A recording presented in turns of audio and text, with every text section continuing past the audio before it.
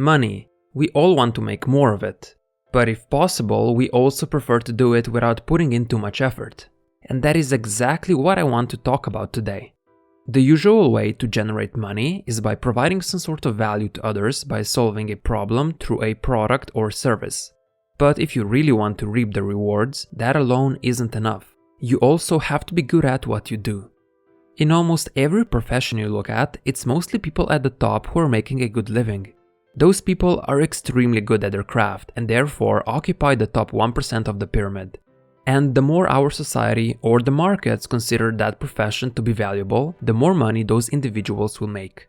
Likewise, people who aren't as skilled at what they do or who picked a profession that isn't considered as valuable are obviously going to make a lot less. And those are the people at the bottom of the pyramid who are earning chump change. So it would make perfect sense to try and become one of the best in your field in order to make more money, right? That's what I believed for a long time, and for some people that can be a good strategy. But if you go down this path, you will soon realize that the competition at the top and on the way there can be absolutely brutal. You will be competing with other people who are putting every ounce of their time, energy and effort into their work, sometimes forgoing everything else. Not only that, but in some fields you have to be in the top 0.01% to see any good monetary results. For example, it is already insanely difficult to even get a chance to compete at the Olympics. But the difference in amount of money made between the person who finishes first and the person who finishes fourth is absolutely staggering.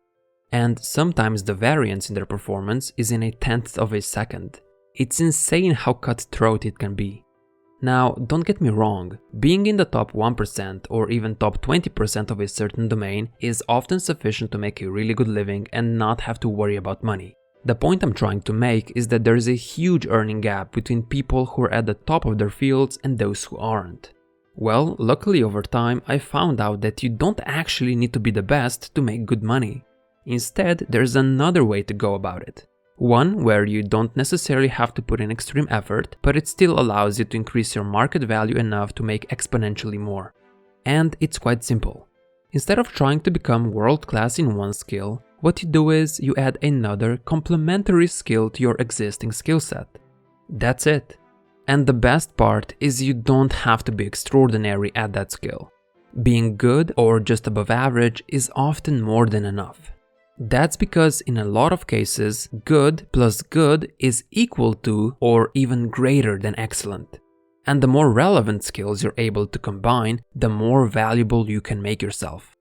This is a very straightforward idea that a lot of people miss, but I believe it's the easiest option to increase your market value and earning potential significantly.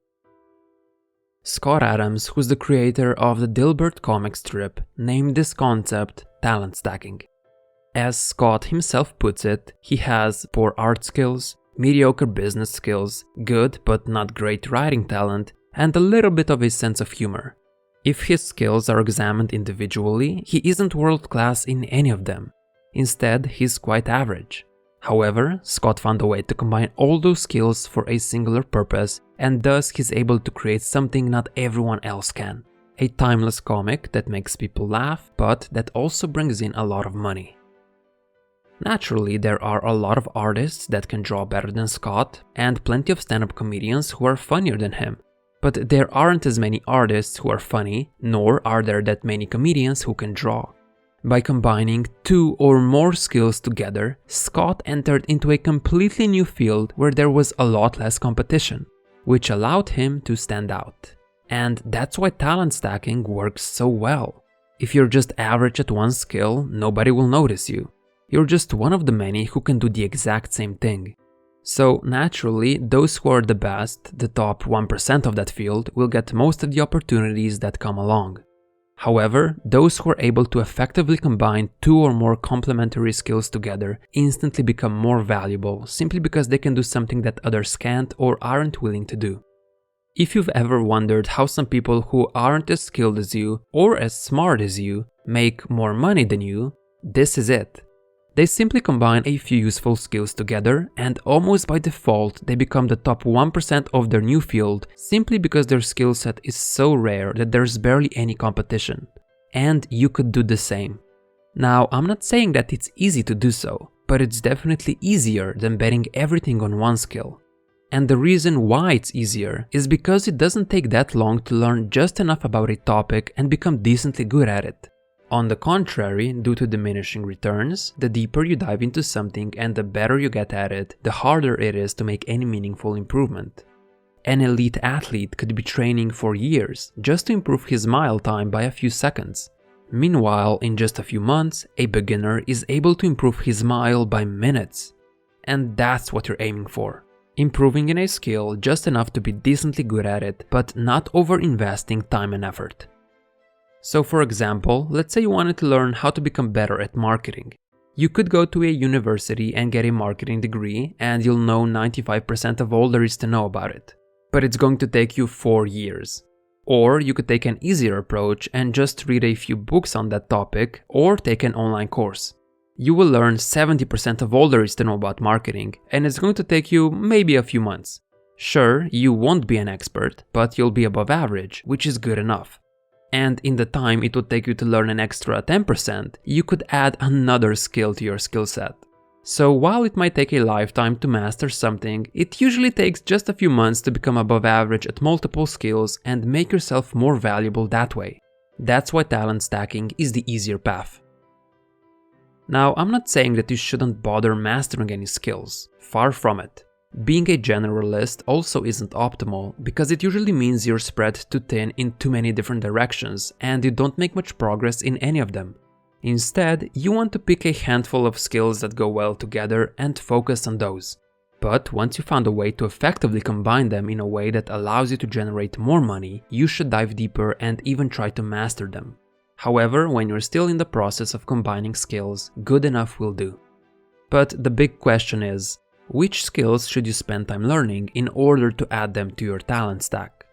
To answer that question, let me first tell a quick story. Back in primary school, I loved playing basketball. However, I didn't do any training, except for maybe shooting the ball at the hoop. And at that time, I had a friend who enjoyed playing soccer. But he had regular daily practice because he actually wanted to go pro. So when we played soccer at school, he obviously dominated and was the best at it.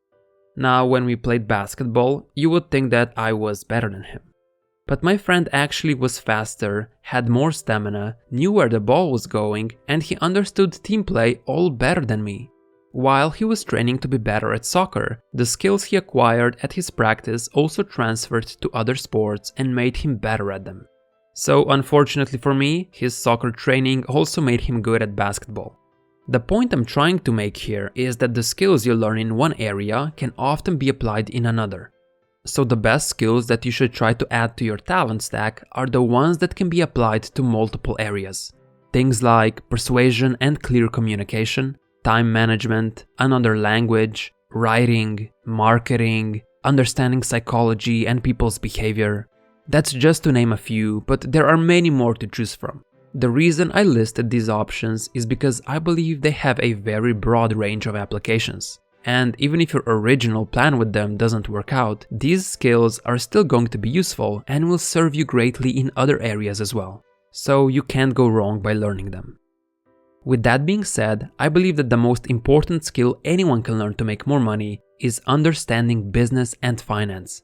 Knowing business will significantly amplify the earning potential of whatever domain you're in. However, you need to have a skill set which you're decently good at in the first place, otherwise there's nothing to amplify. Now, the reason why understanding business is so important is because if you don't have at least some business skills, your earning potential is limited. You can be the best at what you do, but if you're just an employee, you're simply trading your time for a fixed salary, and you probably don't want to be doing that indefinitely. Eventually, you want to become a freelancer, self-employed, or a business owner. That way, you can get paid based on the value and the results you provide, rather than getting a fixed salary based on the time you spend working. And you might know some people that are in the same domain as you, but aren't really that good at what they do. However, because they have solid business skills and are running their own business, they're able to amplify their earnings and make a good living. This is why you want to have some business skills yourself, so you can eventually make a shift from an employee to a business owner, which will allow you to amplify and scale your income instead of it being capped. But you shouldn't be fooled. Business isn't just a simple skill. It's actually already a complete talent stack. Someone who's good at business is already good at multiple different things, such as negotiation, risk management, accounting and taxes, leverage, outsourcing and delegating, money management. You get the point. They don't necessarily have all these skills, but a lot of them are present. However, this is also probably the most useful stack you can have because it can be transferred and applied in any field. The industry you're in doesn't matter, the business principles will be almost the same. Sure, there might be some differences, but just like my friend switched from soccer to basketball, a lot of it will transfer over. And this added flexibility is another reason why I think talent stacking is so great.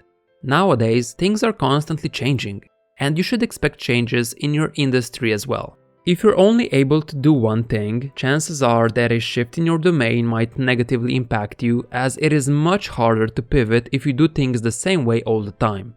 But if you have other skills to fall back on, then the pivot is not only easier, but it can also help you catapult yourself to the top faster as you're better equipped to handle the changes compared to others. This is why it makes sense to build other flexible skills and not just focus on one. Also, the world isn't the only thing that's changing, but over time we change as individuals as well. What we like today is not necessarily what we'll enjoy 10 years from now, so it's wise to prepare accordingly. If you made it this far into the video, you're probably convinced that talent stacking does indeed work for most people.